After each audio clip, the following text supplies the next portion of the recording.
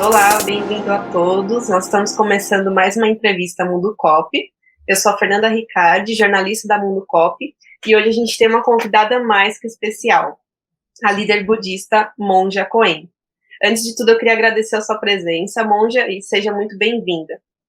Para começar nosso bate-papo, eu queria trazer uma questão muito importante para todo mundo. Eu acho que cada vez mais a gente tem colocado a vida pessoal e profissional numa mesma balança, né? Então, como conseguir alcançar um equilíbrio? Bom, eu acho que todo o nosso corpo ele depende do equilíbrio. E o equilíbrio depende no eixo axial. Então, nós temos que encontrar na vida o nosso eixo axial. Se o nosso corpo são 80 ossos que fazem o tórax, o pescoço e a cabeça, e que nos dá esse eixo do corpo, né? A gente se manter, é a ossatura. Então, a mesma coisa para a nossa vida pessoal e a nossa vida profissional, a gente tem que encontrar esse eixo de equilíbrio. E é claro que ele não é fixo nem permanente. Há momentos que a gente tem problemas em casa. Então, a família, os filhos, a sogra, o sogro, temos problemas para resolver, né? Contas a pagar, etc. Então, a gente vai virar um pouquinho para o lado de cá. Mas aí chega o horário de trabalhar. E você não pode ir lá trabalhar com todo esse peso em cima que a sua produção vai cair. Então, às vezes, você fica trabalhando demais. Preciso fazer horas extras e não cuida da família, certo? O que acontece conosco é isso, a gente desequilibra. Mas quando a gente desequilibra, a gente pode voltar ao eixo de equilíbrio. Por isso é importante conhecer esse eixo de equilíbrio. E tem momentos que são só nossos. Nós precisamos cuidar de nós mesmas, de todos nós, homens e mulheres. Precisamos ter momentos nossos, de respeito ao nosso corpo, à nossa dieta, ao nosso sono, aos nossos afetos. Fazer coisas que sentimos muito prazer em fazer. Porque quando nós estamos no nosso estado de equilíbrio, nós somos capazes de, mesmo que o mundo nos desequilibre, a gente voltar para esse eixo. Então, nós procuramos fisicamente encontrar esse eixo de equilíbrio. E percebemos as demandas do mundo, do trabalho, da sociedade, percebemos a demanda da família, da casa e as nossas demandas pessoais. E temos que juntar essas três e criar tempo para cada uma delas. Não pode dar mais tempo para uma do que para outra, mas há momentos na vida que precisamos, e as outras partes vão ter que entender também. E isso é criar equilíbrio. Não é que eu vou fazer tudo muito certinho, sabe? A gente sai e volta para o eixo. A gente está vivendo um tempo que nada mais é permanente. Quais são as grandes virtudes que podem nos ajudar a viver nessa atualidade? Qual é o segredo para a gente alcançar esse bem-estar? Eu acho que não é só agora que nós percebemos que tudo é impermanente. É uma coisa muito antiga, se a gente lembrar, Buda, que viveu 600 anos antes de Cristo, ele falava disso, não há nada fixo nesse mundo, não há nada permanente, tudo está fluindo, está se transformando. Tem até textos muito lindos dizendo as montanhas estão se movendo, né? Não são as pessoas, porque tudo está se movendo. O planeta Terra está se movendo, fluindo e se transformando. E nós também. Nós tínhamos a falsa ideia de uma estabilidade, né?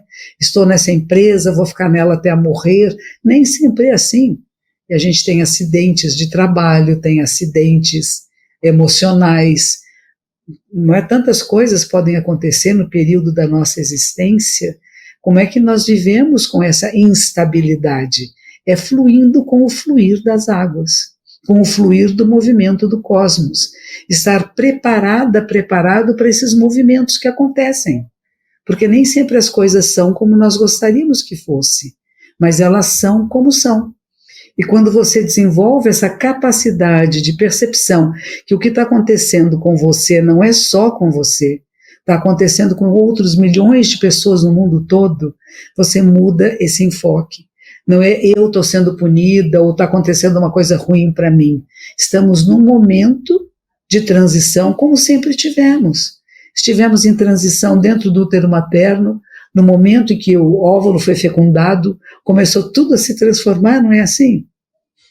E continua até o fim dos dias. Então, podemos apreciar a vida em cada instante, podemos desenvolver a capacidade de fazer o nosso melhor em cada momento, e não só pensando em você como um ser humano separado do resto, mas percebendo que interdependemos uns dos outros, nós, seres humanos, como de tudo que existe no planeta, todas as formas de vida. E quando nós percebemos isso, que tudo junto conosco está em movimento e transformação, a gente pode tomar decisões que facilitem o bem coletivo. Não é o bem individual, porque o meu bem individual depende do bem de todos os outros seres.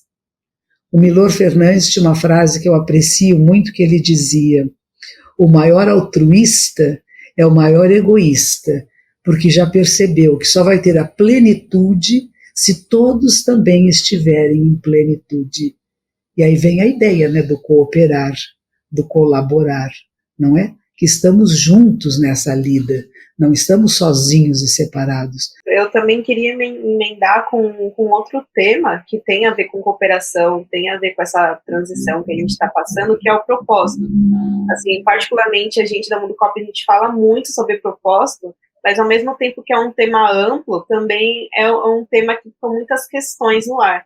Então eu queria te perguntar o que é o propósito, o que é ter o propósito e qual a importância disso. É interessante, muitas pessoas me perguntam: Monja, qual é o propósito da minha vida? Eu falei: só você pode dizer. Eu não posso dar um propósito à sua vida. Qual seria o propósito da vida se não vivê-la com plenitude? Se não estar presente no que você está fazendo com excelência? Não ficar achando que o que antes era melhor ou que o depois será melhor, mas é voltar para esse agora. Porque na vida, em várias épocas da nossa vida, temos propósitos diferentes. A criança tem determinados propósitos, o adolescente tem outros. Na fase adulta, que é uma fase de maior tempo, vamos dizer assim, podemos ter propósitos diferentes. Então, não é pensar que eu tenho um propósito na vida e que eu tenho que atingir. Nós temos que ter objetivos, claro que sim. Nós temos que ter metas. A gente tem que ter essas metas na vida, né? Senão a gente não sai do lugar. A gente fica rodando no mesmo lugar.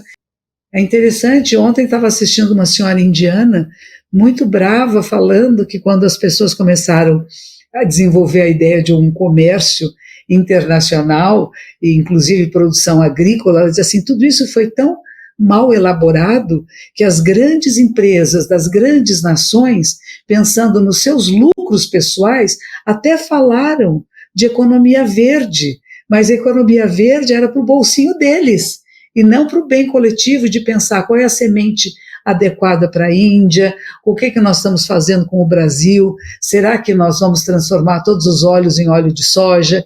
Então tem todas umas questões que várias pessoas estão colocando que eu nunca havia pensado antes. A gente não pensa, fala, que bonito, né? Economia verde, vamos todos juntos pensar no bem coletivo. Só que as pessoas que escreveram esses contratos, vamos dizer assim, eram pessoas com interesses muito pessoais para suas próprias empresas.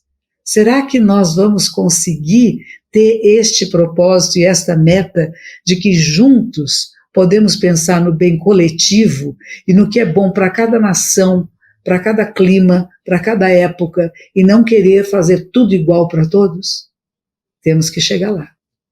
Eu acho que muita gente acaba aproveitando, né, usando isso como um marketing, mas não como um benefício em prol dos outros. E na sua opinião, você acha que o coletivo ele é importante, ele é tão importante assim para o crescimento individual? Nós somos seres sociáveis, né, sociais. Nós humanos vivemos em grupos, desde o princípio do que nós entendemos como vida humana. Nós nos juntávamos nas cavernas, nós íamos caçar juntos, nós dividíamos aquilo que nós pegávamos, e nós só pegávamos o suficiente para a nossa subsistência, passávamos muitos dias em jejum, e quando a gente comia, a gente não tinha nem como guardar no começo, né? Então a gente só pegava aquilo que era suficiente para a nossa tribo, o nosso grupo, a nossa família, aqueles mais próximos, né? E fomos desenvolvendo depois sistemas mais elaborados, mais complexos de relacionamentos, de plantação, de colheita, de distribuição dos bens, e teve sempre alguns que ficaram muito egoístas, né? pensando só no que é bem para mim, e eu não posso perder isto, e eu preciso ter mais, e o meu silo, o lugar de armazenar alimentos, o meu tem que ser maior do que o do meu vizinho, e depois aí começam as trocas e os preços que vão crescendo, e deixarmos de pensar uns nos outros. Como é que isso aconteceu? Foi um processo da nossa própria natureza de subsistência, de sobrevivência, mas ela ficou exacerbada. Nós esquecemos que se todos não estiverem bem, o meu eu individual não fica bem, porque na verdade haveria um equilíbrio dentro daquilo que é produzido e aquilo que é consumido, se fosse equitativamente distribuído. Agora nós ficamos presos às vezes às nossas incapacidades de perceber o todo, e percebemos pequenininho, e às vezes emocionalmente, as nossas carência de afeto, de atenção, de posição social, de equilíbrio, de amor, e a gente vai substituir por quê? Se eu tiver coisas, se eu pegar para mim, parece que vai preencher, mas esse nosso vazio interior, esse nosso vazio de falta de significância para a nossa existência, falta de amor, falta de afeto, de compaixão, ele não é preenchido com isto. O que é que está me faltando? Será que realmente é dinheiro, alimento, carro, posição social? Ou seria afeto, encontro, relações humanas? Precisamos observar em profundidade e verificar qual é realmente a nossa insatisfação no mundo. Eu acho ainda que é muito importante a gente ter essa conversa sobre coletividade, né? Eu acho que ainda trazendo principalmente para o Brasil, agora no final desse ano, que a gente vai ter muitos acontecimentos, muitas mudanças, eu queria perguntar como que a gente mantém o otimismo e como a gente pode contribuir para um 2023 melhor. Eu não sei se é bem otimismo a palavra que eu usaria, eu gosto mais de realismo e da gente perceber realmente o que está acontecendo e o que podemos fazer para ser melhor.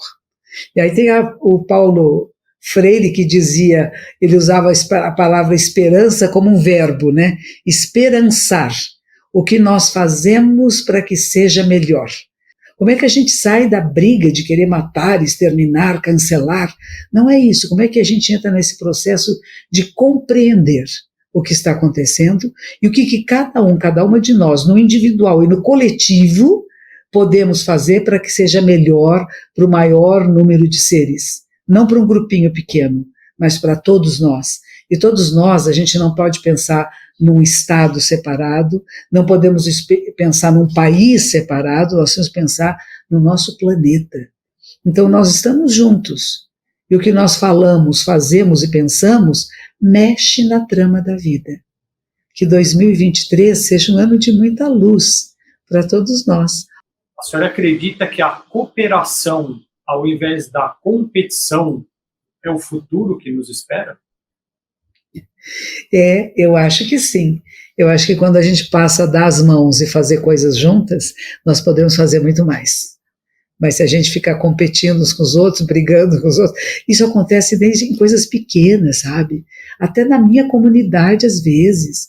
As pessoas que fazem parte dos nossos conselheiros, às vezes começam a brigar entre si. Eu falei, gente, nós temos uma coisa mais importante, nós temos ensinamentos a passar para outras pessoas, não é quem é que está fazendo, quem está fazendo certo ou errado, porque fomos criados e educados numa sociedade de competição, com as notas nas salas de aula, começa por aí, quem senta na frente, quem senta atrás, quem é que a professora gosta, quem não gosta, de repente a gente está mudando as salas de aula, né? Não estamos mais fazendo exército e competição de medalhas, mas como é que juntos nós ajudamos uns aos outros. Todo o sistema educacional agora tem que ser revisto. Há um tempo atrás tive a bênção de conhecer um senhor lá do Canadá, que ele teria criado os primeiros jogos cooperativos, né, de colaboração, em que ele dizia, em vez de você fazer joguinho de vou matar, vou exterminar alguém, ele tinha um jogo que eu achei uma joia, tinha vários, mas eu me lembro desse, que era uma jovem na Índia, que ela queria chegar à universidade, e a família e o grupo religioso no qual ela estava inserido diziam que mulheres não podiam estudar.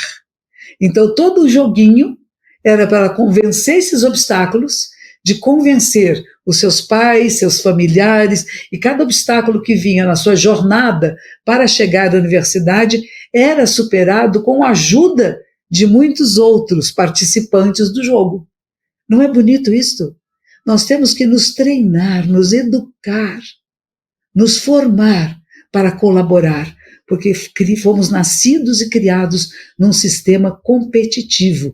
Eu queria agradecer a sua presença. Nós somos grandes admiradores, então é uma oportunidade incrível a gente tirar uns minutos aí do nosso dia para ter essa conversa e para compartilhar com tantas pessoas, né? Então, para finalizar, eu queria pedir um recado para quem está nos assistindo. Então, gente, vamos começar a trabalhar para o bem de todos. Vamos começar a nos reeducar, nós, adultos, para poder educar melhor as nossas crianças e o futuro da humanidade. Um futuro que é de colaboração, de cooperação, de brincar juntos, de trabalhar juntos, de construirmos juntos um mundo que seja mais equalitário, mais honesto, mais respeitoso, mais amoroso, sábio e compassivo. Depende de cada um de nós e das políticas públicas. Quem você escolhe para administrar sua cidade, seu estado, seu país? Pense nisso.